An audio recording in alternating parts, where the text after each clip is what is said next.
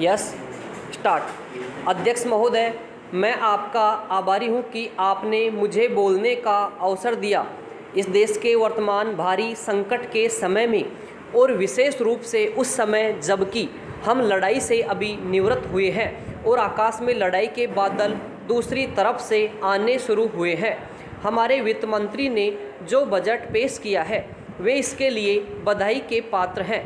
यद्यपि भिन्न भिन्न पहलुओं को लेकर आलोचनाएं की गई है, लेकिन यदि उनकी कठिनाइयों को भी देखा होता कि राष्ट्र को किन किन संकटों का सामना करना पड़ रहा है, इस बात पर भी अगर मेरे से पहले बोलने वाले वक्ताओं ने विचार किया होता तो मेरा विश्वास है कि उनकी आलोचनाओं का आधार कुछ दूसरा होता।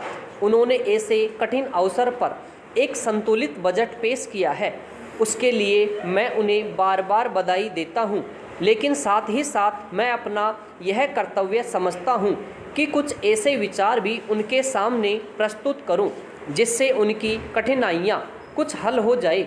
उदाहरण के रूप में विगत 2 वर्षों में लेखा जोखा कमेटी में बैठने के समय मुझे ऐसा अनुभव हुआ है कि इस देश में 2-3 इस प्रकार की त्रुटियां मौजूद है जिनको दूर करने के लिए, जिनकी जांच करने के लिए यदि कोई एक कमेटी या आयोग बिठा दिया जाए तो राष्ट्र को, राष्ट्र की सरकार को, राष्ट्र के विकास कार्यों को और राष्ट्र की रक्षा व्यवस्था के लिए करोड़ों नहीं अरबों की व्यवस्था फौरन हो सकती है।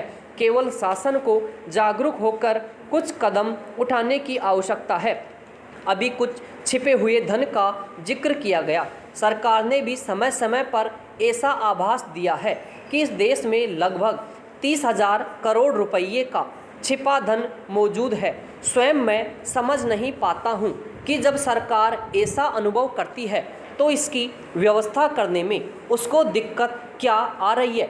ऐसा मालूम होता है कि कहीं इच्छा शक्ति की कमी है।